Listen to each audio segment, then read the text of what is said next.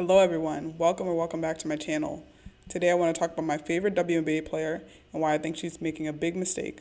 Let's get into it. So if you haven't heard the news, Breanna Stewart decided to re-sign with the New York Liberty on a one-year non-guaranteed contract below the maximum for about $205,000, so about $40,000 less than what she could have achieved if she had gone for the max. So there are two reasons why I think this is a bad idea. First, let's look at it from a team perspective. So in the press announcement about the signing, Stewie and the New York Liberty front office stated that the reasoning behind this was winning a championship, right? We knew there was a goal in bringing that big three together, but they really solidified it that they think Stewie needs to take a little less money so that they can build around her. And we kind of saw this in their behavior. Earlier this year, they had brought in wnba. They were really fighting with Seattle to see who was going to land. Obviously, Nneka ended up going to Seattle. But we see that they feel like they're one player away. And I just really disagree with that. I think this team is not one player away. It's so incohesive. And Kelsey Plum notoriously alluded to that right after the finals win.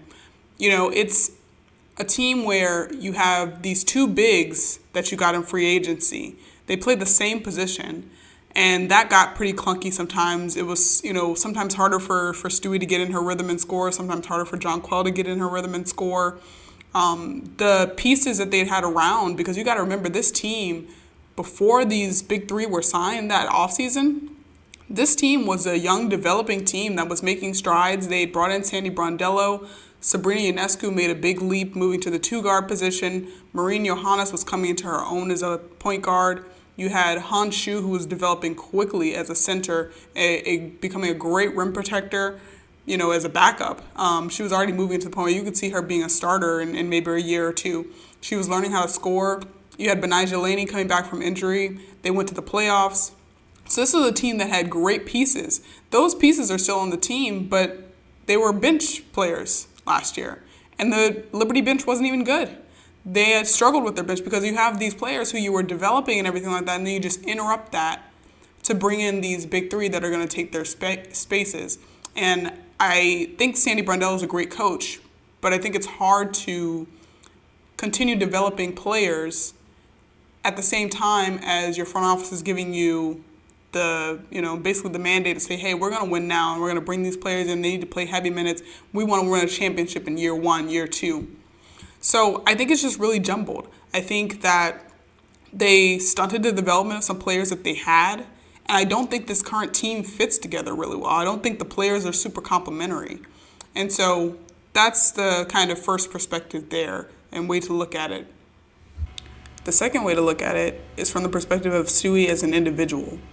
So this is someone who is, at worst, the second best player in the world, the most complete player in the WNBA, scoring at all levels, elite, defensive player, rim protector, perennial Defensive Player of the Year candidate, two-time MVP, two-time Finals MVP. Just a winner, an incredible player. And at most, she's been able to make $250,000 a year. That's a really low ceiling for that kind of talent. So you've been poorly paid your entire professional career. And then if we go back to college, Stewie was born too early to take advantage of NIL. And Stewie was one of the best college players we've ever seen, male or female, the most decorated player we've seen. She won 4 national championships and was named the most outstanding player in all 4 of them. She was a menace on offense and on defense. We're talking about just a superstar at the college level. But this was before NIL, so she made no money from that. And you can only imagine how much money she would have made, given that you got kids nowadays who haven't accomplished, a quarter of what she's accomplished, making millions of dollars. So that's money is gone. She'll never see that. And so then to get to the professional level and take a pay cut from an already pretty low salary, that's a really tough one to swallow. And I think what makes it even worse is that it's not necessary to take a pay cut. The New York Liberty are asking her to do this in exchange for building a championship team around her. But we know that you can build a team around her while still having max contracts. We know that because they did it in Seattle.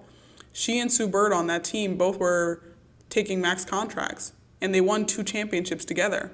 So the blueprint is out. We know how you can build a team around Stewie and still have her make, the max that she can make. And as a player, she's earned that. She's deserved that. And I don't think she should take a pay cut. Now, some people might say, well, the counterpoint is Asia Wilson, who's, sort of, they're like 1A, 1B right now in the league. People take their pick as to which player they think is better. But you can say Asia Wilson took a little bit of pay cut to be with the Aces as well. And that's true. But there's a big difference between those two players, and it's their marketability. Asia Wilson is, even in college you could see it, she has much more of an outgoing personality. She loves the attention much more than Stewie. Stewie's always been super introverted. And so Asia's ability to make money off the court is so much higher than Stewie's. Commercials, endorsements, you see Asia on podcasts, you see her on TV, on Good Morning America, she writes books. Asia is just one of those people who has that off the court star power and the desire to engage in that way. And so, maybe she does take a little bit less on the court, but she's going to make up for that off the court. And also that money goes past your career, right? If you do it right, you can do those things once you're retired.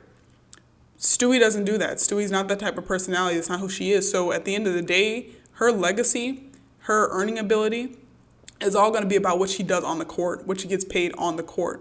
And unfortunately, there's a hard cap on that. And I feel like if the ceiling is low, you got to at least hit that ceiling. So what do y'all think? Do you agree? Do you disagree? Let me know in the comments. And if you like the video, please, and subscribe. Until next time, thank you for watching.